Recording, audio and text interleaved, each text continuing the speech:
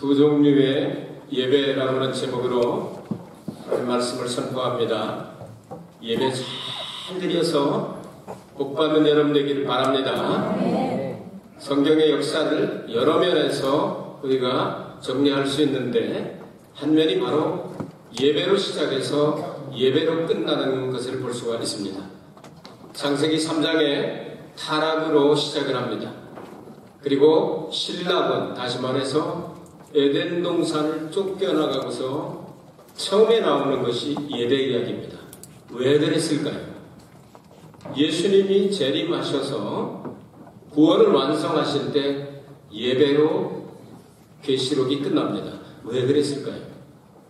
하나님은 우리에게 예배를 드리라고 창조하셨습니다. 예배는 타락하기 이전에도 있었습니다. 타락한 후에도 있었습니다. 그런데 중요한 것은 바로 타락하고 신락은 이 에덴 동산에서 쫓겨나간 사람들에게 공식적으로 예배드리는 것으로 시작하고 있습니다. 성경을 읽으면서 이런 중요한 부분을 여러분은 찾아내야 합니다. 왜 에덴 동산을 축출당한 인간들이 그 예배를 드리는 것을 시작으로 하나님께서 하셨겠습니까? 중요한 메시지가 있습니다. 이 제사는 오늘날의 예배입니다. 하나님께서 창조하신 모든 만물들, 그리고 특별히 하나님을 예배할 수 있는 존재가 천사들입니다. 그리고 천사들과 동시에 하나님의 형상을 닮은 인간만이 육체를 입은 이 만물 가운데 인간만이 하나님을 올바르게 찬양을 할 수가 있습니다. 예배할 수 있습니다. 동물들은 똑같은 우리와 같이 원소가 동물들도 똑같습니다. 그리고 동물들도 숨을 쉽니다. 동물들도 혼을 가지고 있습니다. 그럼에도 불구하고 하나님께서는 인간에게만 하나님의 형상을 닮은 하나님의 형상을 주셨다고 말씀합니다. 이 속에 종교학자들이 이것을 종교성이라고 말합니다. 그리고 철학자들은 이성이라고 말하기도 하고 여러 가지 다른 말로 사용하는데 이 하나님의 형상, 이마고 데이라고 하는 이건 하나님께 예배할 수 있도록 만들어진 존재를 말합니다. 그래서 타락한 인생들 가운데 아담과 하와를 말씀하지 아니하시고 두 아들을 낳아서 가인과 아벨의 예배를 처음으로 에덴 동산에서 축출당한 사람들의 이야기를 들어서 시작을 하고 있습니다. 이것은 예배가 중요하기 때문입니다. 성경은 예배를 잘 드리면 영생복락을 누리고 영원히 하나님을 예배할 수 있는 은총의 자리에 갑니다. 그러나 예배 잘못 드리면 예배 드리다가 죽는 경우도 생깁니다. 아론의 장남과 차남이 예배 잘못 드리다가 목사 한 수 받은 첫날 그냥 성전에서 하나님의 불에 의하여 저주를 받고 심판을 받고 사라져버리고 맙니다. 예배 잘 드리길 바랍니다. 아멘. 예배 드리는 목적을 위해서 우리는 기도도 하고 찬송도 하고 전도도 합니다. 전도해서 왜 후원합니까? 그 근본적인 목적이 예배자를 만들기 위해서 그렇습니다. 하나님은 아들을 이 땅에 보내서 하나님을 신령과 진정으로 예배하는 자를 찾고 계십니다. 찾으십니다. 예배는 이만큼 중요합니다. 그러므로 예배를 드리지 않는 구제나 예배를 드리지 않는 봉사나 예배를 드리지 않는 그것들은 하나님 나라와 연관이 없으며 하나님께서 기뻐 받으시지도 않습니다. 그래서 예배를 잘 드리는 것이 신앙생활의 첫 번째. 선교의 목적도 구제의 목적도 전도의 목적도 모든 목적이 예배자 만들어서 천국에 데려가서 하나님을 영원토록 예배드리도록 하기 위해서 예배를 강조하게 되는 겁니다. 오늘 여러분은 어떻게 예배를 드려야 될까? 둘 중에 하나니까 금방 알 수 있습니다. 그걸 여러분들에게 소개를 해드리겠습니다. 여기 나오는 예배자는 두 사람이 나옵니다. 가인과 아벨이 이제 성장을 해서 제단을 쌓을 때가 되어 그들이 제단을 쌓고 예배를 드리게 되는데 일단 제물에 대한 다음에 생각을 하고 일단 예배자를 먼저 생각합니다. 예배자 없이 재물은 있을 수 없는 거니까. 자, 두 예배자가 나오는데 가인이라는 사람, 가인이라는 말은 얻었다 하는 뜻입니다. 아담과 하와가 타락을 하고 신랑을 하고 세상에 와서 처음으로 아들을 얻었다 해서 얻었다로 이름을 지었습니다. 그래서 가인아 하는 건 얻었다야 하고 부르는 겁니다. 얻었다. 얻었다가 나왔습니다. 그런데 아벨의 제물에 앞서 가인의 제물을 그리고 가인과 아벨의 제물에 앞서서 그들의 인격에 대해 다시 말해서 그 사람의 됨됨이에 대해서 먼저 말씀합니다. 예물보다 먼저 말씀한 내용 생각을 해보도록 하겠습니다. 요한일서 3장 12절에 보면 가인같이 하지 말라. 저는 악한 자에게 속하여 그 아우를 죽였으니 어쩐 연고로 죽였느냐. 자기의 행위는 악하고 그 아우의 행위는 의로움이니라. 이렇게 기록을 하고 있습니다.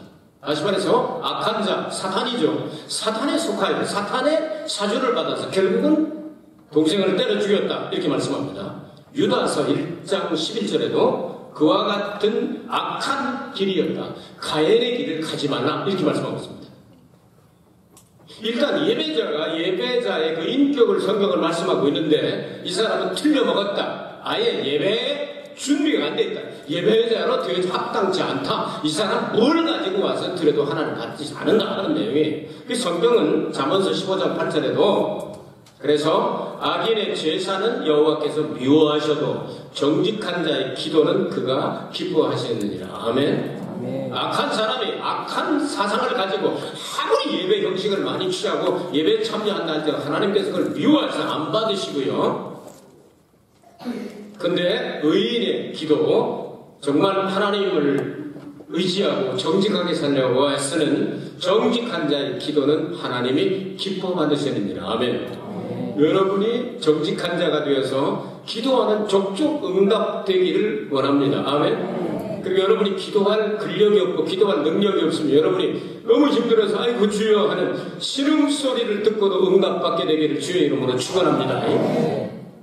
자, 그러면 아벨의 인격을 좀 생각해 보겠습니다. 사탄에 속하고 악한 자에 속한 이 가인은 이제 쳐져버렸고, 아벨의 인격에 대해서 우리가 한마디로 말하면 예수님께서 말씀하기를 의인이다 하면 그냥 끝난 겁니다. 더 이상 우리가 조사하고 연구할 필요도 없습니다. 성경은 의인의 길은 여호와께서 인정하시나 악인의 길은 망하리로다 하겠습니다. 하나님께서 인정하신 의인의 길. 예수님께서 저주하신 적이 다른 사람들에게는 없습니다. 그런데 예배를 제일 잘 드린다고 생각하고 가장 정확하게 드린다고 생각하고 예배를 굉장히 강조하면서 못된 마음을 가지고 예배를 드리는 이 바리새인들과 서기관들을 향하여 예수님께서 화 있을진저하고 저주를 내리셨습니다. 그때 가르쳐서 말씀하시기를 그러므로 내가 너희에게 선지자들과 지혜 있는 자들과 서기관들을 보내면 너희가 그 중에서 더러는 죽이고 십자가에 못 박고 그 중에 더러는 너희 회당에서 채찍질하고 이 동네에서 저 동네로 구박하리라. 그러므로 의인 아벨의 피로부터 성전과 제단 사이에서 너희가 죽인 마가리아의 아들 사가랴의 피까지 땅 위에 살린 의로운 피가 다 너희에게 돌아가리라. 그들에게 말씀하시면서 너희들이 잡아 죽인 모든 의인의 피가 다 너희들에게 돌아가게 될 거다. 결국 여기 아벨의 피로부터 시작해서 사가랴의 피까지 그 정신을 이어받고 그 맹을 이어받 예수님 십자가에 달려 피 흘려 돌아가시게 되는데 그 피값을 너희들이 다 받게 될 것이다. 이 말씀하실 때 최초로 나오는 아벨을 의인이라고 말씀하셨습니다. 하나님께서 여러분을 인정하실 만한 의인 되기를 주의 이름으로 축복합니다. 여러분 예수님 믿고 예수님 안에 쏙 들어가면 과거는 묻지 않습니다.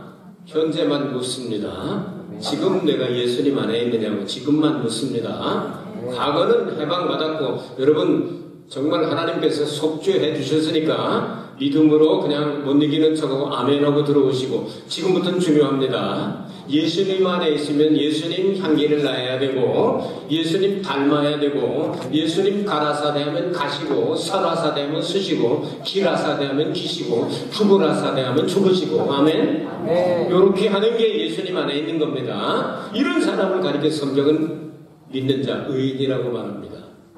예수님 내가 믿습니다 하고 행동은 안 믿는 행동을 하면 그 믿는 자가 아니죠. 교회 나와서 예배 드리면서 주여 하고 예배 드렸으면 집에 가서도 주여가 나와야지 나요 하고 살면 안 됩니다. 자, 가인과 아벨이 재물을 가져오기 이전에 재물 이외에, 재물보다 먼저 그 사람의 심령 상태, 행동을 살펴봤습니다. 가인은 악한 자에 속하여 악한 행동을 했고, 아벨은 정직한 행동을 하고 정직한 마음을 가지고 하나님을 예배했기 때문에 예수님께서도 의인이라고 말씀을 하셨다. 자, 예배자가 있습니다. 두 번째, 재물이 차이가 있습니다. 이 재물을 말씀을 드리겠습니다. 재물의 본질상의 차이가 있습니다. 아벨은 가인보다 더 나은 재물을 드렸다고 명시되어 있기 때문입니다. 히브리서 11장 4절에. 그렇게 재물에 대해서 우리 따지고 넘어가야 됩니다. 그럼 가인의 재물이 왜 안 되느냐 하는 걸 성경에서 좀 찾아보도록 하겠습니다. 가인의 재물은 농산물이었습니다. 농사를 짓는 사람이었으니 농산물로 재물을 드리는 것은 있을 수 있습니다. 율법 시대에도 감사의 제사는 곡식으로 드릴 수 있었습니다. 아담과 하와가 선악을 알게 하는 나무의 열매를 맺기 전에 하나님께 예배할 때 하나님께서 처음으로 주셨던 과일과 그리고 곡식으로 감사의 제물을 드렸을 가능성이 있습니다. 그렇기 때문에 율법 시대에 있어서도 감사의 제사는 소제라고 해서 곡식 가루를 빻아가지고 하나님 앞에 드리고, 그리고 곡식단을 드리는 그런 제사가 있었다고 말합니다. 그런 제사가 있었는데 가인의 제물에는 피가 없기 때문에 안 된다. 이렇게 세려버릴 수는 없다 그 말입니다. 그 피의 의미도 있습니다. 그러나 피가 없기 때문에 안 된다 하고 성경적으로 부정할 수는 없습니다. 잘 배워두시기 바랍니다. 감사의 제사는 곡식을 가지고도 하나님 앞에 드릴 수가 있다. 그것이 성경의 가르침입니다. 그러면 자, 가인의 농산물 제사는 속죄의 피가 없기 때문에 하나님께 연락되지 않았다고 해석하는 사람들도 있습니다. 일리가 있습니다. 그러나 온전한 해답은 될 수가 없습니다. 4절 5절에서 가인의 제사는 재물이 잘못되기 이전에 그 사람 자체가 잘못되었음을 성경은 말씀하고 있죠. 악한 사람이기 때문에 그 재물도 잘못됐습니다. 첫 곡식이란 말도 없고요. 양의 새끼 가운데서 가장 좋은이라는 말씀도 없죠. 그러면 곡식 가운데도 최고로 좋은 거는 지가 갖고, 이거는 종자 씨앗으로, 종자는 좋은 건 두지 않습니까? 종자 씨앗으로 내가 다음에 농사를 짓려면 하고 이렇게 생각할 수도 있습니다. 어쨌든 가인이 재물을 드릴 때 최상의 것, 품질의 문제가 있을 수 있다고 성경은 기록을 하고 있습니다. 가인은 첫 곡식으로 예배를 드리지 않았다든지 뭐가 있어야지, 근데 그냥 농산물을 가지고 그냥 하나님 앞에 드렸다, 믿음으로 예배를 드렸다는 내용도 없습니다. 신약성경과 함께 해석을 하면 그는 악한 자에 속하여 신령과 진정으로 예배를 드린 게 아니라 형식만 취했다, 이렇게 해석할 수가 있습니다.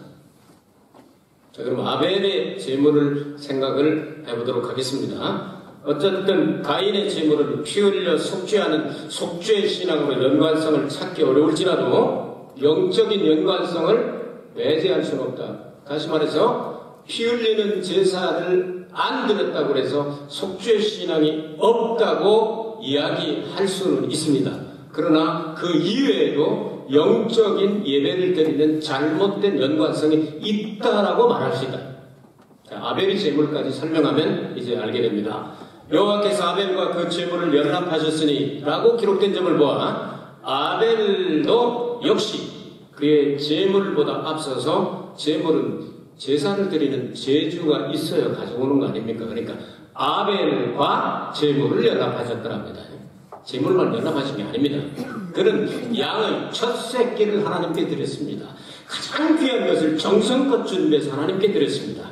또한 양을 잡아 제물을 삼았으니 성경의 속죄의 피의 맥을 이어주게 된 거죠.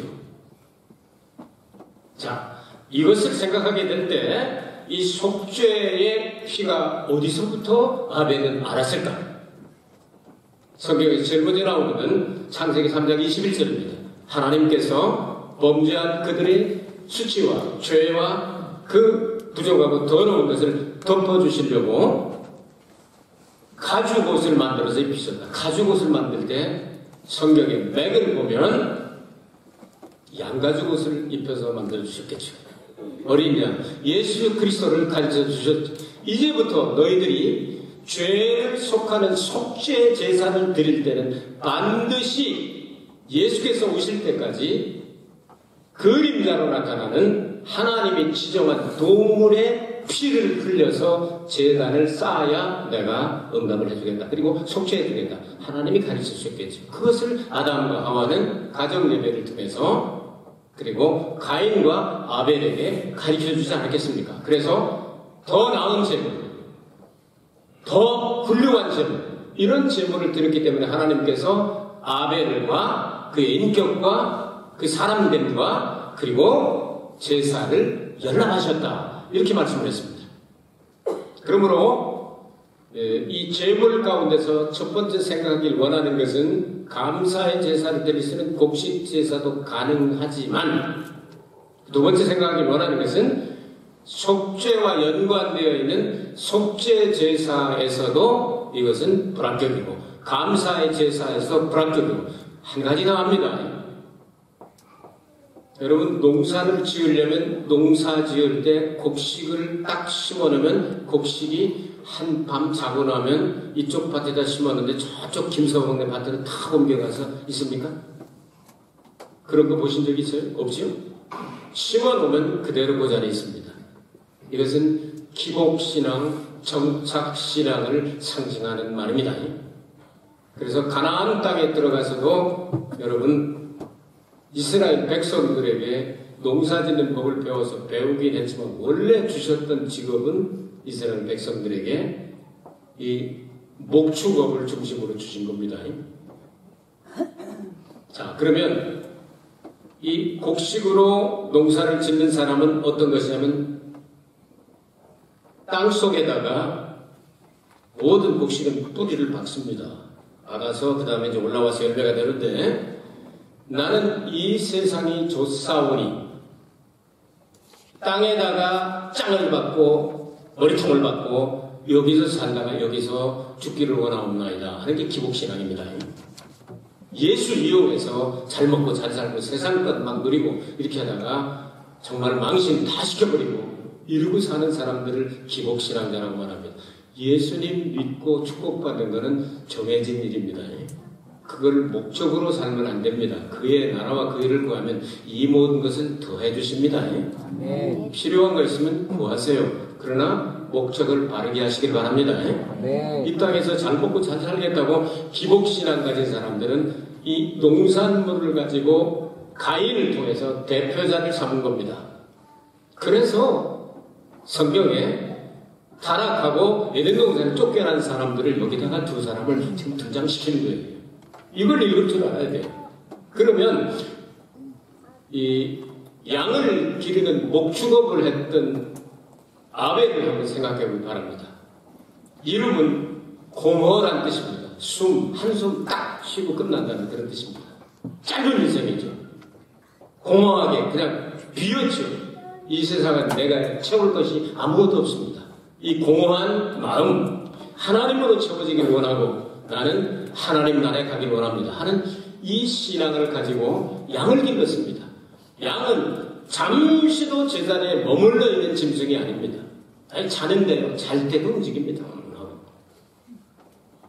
양은 갑니다. 자꾸 갑니다.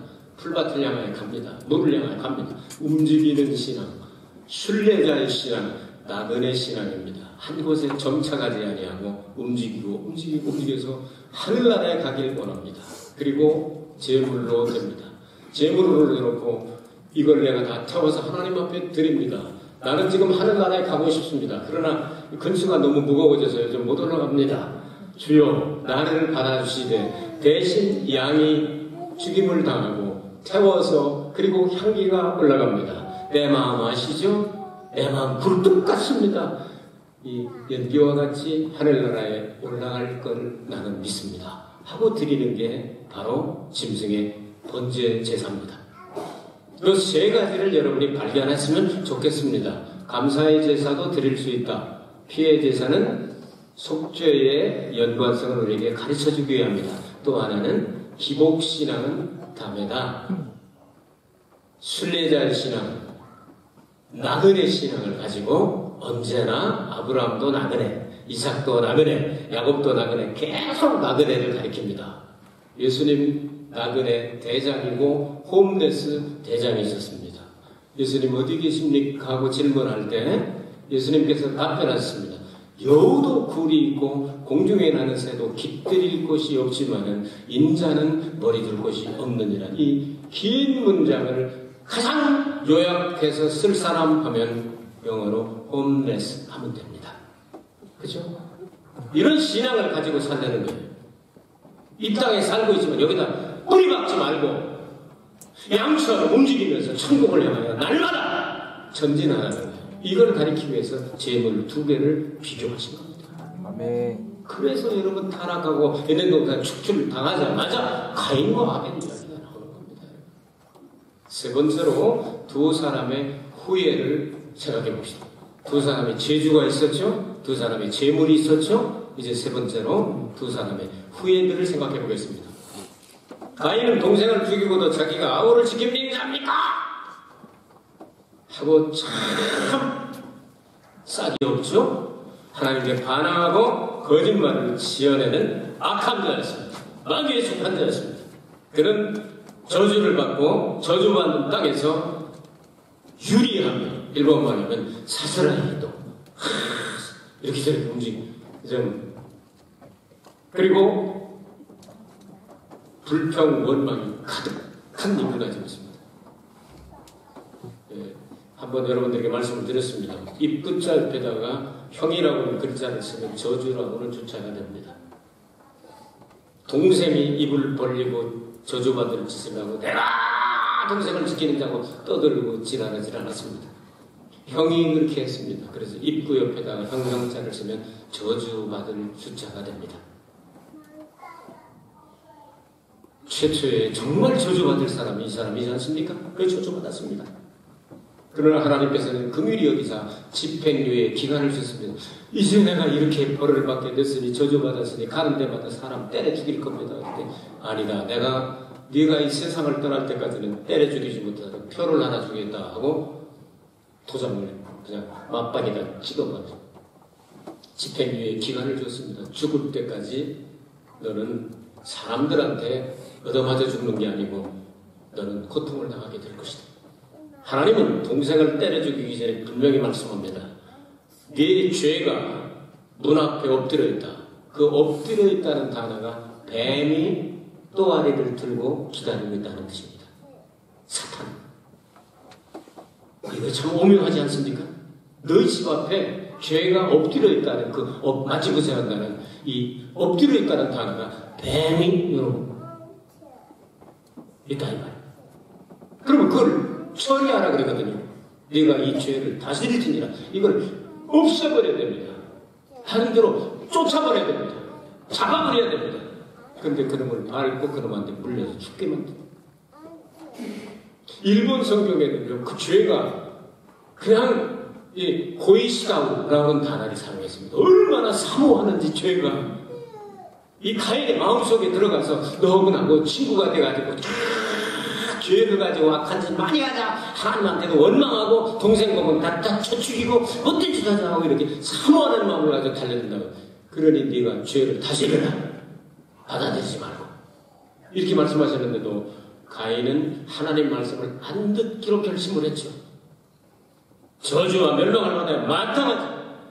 그럼에도 불구하고 이런 이방인들, 이런 불순종한 자식들 가운데도 하나님은 택한 자를 남겨두셔서 이사야 19장이나 창세기 27장 이런 부분을 보면 이방인들에게도 하나님의 구원의 은총을 내려주셨습니다. 야곱의 자손이라고 다 구원받은 건 아닙니다. 야곱의 자손 가운데도 버림받은 사람이 있는가 하면 에서의 자손 가운데도 하나님은 택한 사람이 있다고 말씀하십니다. 우리 같은 이방인들, 조상 대대로 망령된 행실 뿐이요 우상 숭배하고 하나님을 대신하여 우상을 찬양하고 하던 이런 후예들임에도 불구하고 하나님께서 긍휼히 여기셔서 우리와 같이 하나님의 구속받고 죄사함받고 구원받은 백성들이 되었다고 말입니다. 아멘. 하나님은 가인 같은 못된 집안에서도 택할 자를 택하셔서 구원의 은총을 주신다는 것입니다. 아벨 후에는 말할 필요도 없이 예수님께서 그 정신과 맥과 피를 이어받아 십자가 위에서 우리의 속죄의 피를 흘리시고 속죄의 제사를 완성하시고 예수 그리스도 안에 있는 사람마다 다 구원을 받는 놀라운 은총과 축복을 베풀어 주지 않았습니까? 성경은 그래서 아벨은 정말 훌륭한 피를 흘려서 하나님으로부터 증거를 받았는데 성경 죽었으나 오히려 말하며 했는데 아벨의 피보다 낫게 말하는 피다 예수님의 피를 말씀했습니다. 우리도 믿음을 가질 때 아벨의 피보다 더 나은 예수의 피를 힘입어 아버지 앞에 나갈 수 있게 됩니다. 이런 사람들이 바로 아벨의 후예가 될 겁니다. 아벨의 후예 가운데 에녹이 나오고 노아가 나오고 아브라함이 나오고 이삭이 나오고 야곱이 나오고 요셉이 나오고 그다음에 예수 그리스도가 그 계의 족보를 따라서 이 땅에 오시게 됐다고 말이죠. 그래서 가인의 후손 가운데서도 대부분 버림을 받지만 하나님은 아주 작은 무리 구원받을 사람을 준비해 주셨고 이스라엘 백성으로 태어나 야곱의 자손 속에 들어갔다 할지라도 하나님은 다 구원하신 것이 아니라 그 중에 일부는 불순종하는 사람들을 버리신 것을 성경 역사를 통해서 볼 수가 있습니다. 이렇게 보건대 우리는 혈통이나 육정으로 구원받는 것이 아니고 아버지의 뜻대로 나음을 알아야 될 것입니다. 아멘. 그래서 우리의 구원받는 건 혈통이나 육정으로 구원받는 것이 아니고 자동 구원 계승되는 게 아니고 우리가 구원받는 건 영접하는 자 곧 그 이름을 믿는 자들에게 하나님의 자녀가 되는 권세를 주셨다는 말씀 할 수가 있습니다. 오늘 여러분은 인류의 최초의 샘플을 뽑아서 제사를 드렸던 가인과 아벨을 하나님께서 왜 성경에서 타락하고 에덴 동산에 쫓겨나가고 난 다음 제일 먼저 기록해낸다 그 이유를 알게 됐습니다. 예배 잘 드립시다. 가정 예배에서 잘 드려서 여러분 믿음의 가정으로 선택을 받았는데 여러분 자녀 가운데 예수 안 믿는 사람 나오면 그건 문제입니다. 여러분 문제입니다. 여러분이 신령한 영향력을 끼쳐가지고 가정에서 예배드리면서 예수님을 설명해주고 속죄의 신앙을 가르쳐주고 감사의 신앙을 가르쳐주면 그들이 영향을 받아서 예수님을 영접하고 구원받아 하나님의 자녀가 되는 권세를 누리도록 해야 된다는 말이죠. 아멘. 예배는 정말 중요합니다. 여러분 다른 것은 다 끝날 때가 나오고 예언도 그치고 방언도 그치고 지식도 그치고 이 세상에 있는 모든 전도도 그치고 구제도 그치고 선교도 다 끝납니다. 그러나 예배는 끝나지 않습니다. 그것은 영원히 끝나지 않습니다. 이렇게 중요한 예배를 여러분 잘 드려서 정말 하나님을 기쁘시고 하나님으로부터 준비된 축복을 다 받아서 자손대대로 믿음의 명문가들을 세우게 되시기를 주의 이름으로 축복합니다. 하나님 감사합니다. 오늘 아버지 하나님 말씀을 배웠사오니